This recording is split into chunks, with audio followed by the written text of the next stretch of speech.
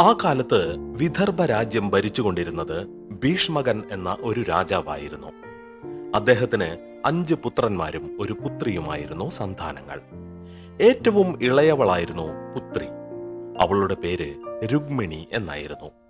മൂത്ത പുത്രന്റെ പേര് രുഗ്മി എന്നുമായിരുന്നു. താരുണ്യവും ലാവണ്യവും ഒത്തിണങ്ങി ഒരു ദേവലോക സുന്ദരിയേക്കാൾ സുന്ദരിയായി രുഗ്മിണി വളർന്നു. ഇങ്ങനെ അഴകും ആകെ ചന്തവും തികഞ്ഞ ഒരു രാജകുമാരി ഭൂതലത്തിൽ ഒരിടത്തും ജനിച്ചിട്ടില്ലെന്നുള്ള കീർത്തിയും നാടെങ്ങും പരന്നു. തന്റെ മകൾക്ക് അനുരൂപനായ ഭർത്താവ് ദ്വാരകാധിപതിയായ ശ്രീകൃഷ്ണനല്ലാതെ മറ്റാരുമല്ലെന്നും ആയതിനാൽ അവളെ ആ കോമളാംഗനെ കൊണ്ട് വേളി കഴിപ്പിക്കണമെന്നും അവനീപതി ആഗ്രഹിച്ചു. വിവരം പത്നിയെയും ധരിപ്പിച്ചു. മാതാപിതാക്കളുടെ ആഗ്രഹവും ഉദ്ദേശവും രുക്മിണി രഹസ്യമായി അറിഞ്ഞു.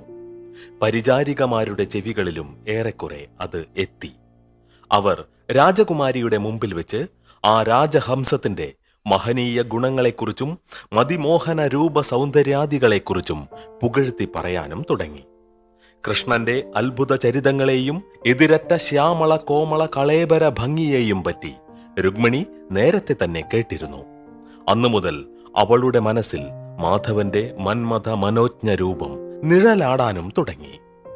വിദർഭകുമാരിയുടെ വിസ്മയ വിമോഹനമായ സൗന്ദര്യ വിലാസങ്ങളെക്കുറിച്ച് നന്ദാത്മജനും ദേശസഞ്ചാരികളായ വിപ്രന്മാർ പറഞ്ഞറിഞ്ഞിരുന്നു. തന്മൂലം അദ്ദേഹത്തിന് അവളോട് ഒരു ദിവ്യാനുരാഗം തോന്നി. ആ കാമാംഗിയെ തന്റെ ധർമ്മപത്നിയായി സ്വീകരിക്കണമെന്ന് അദ്ദേഹം ആഗ്രഹിക്കുകയും ചെയ്തു.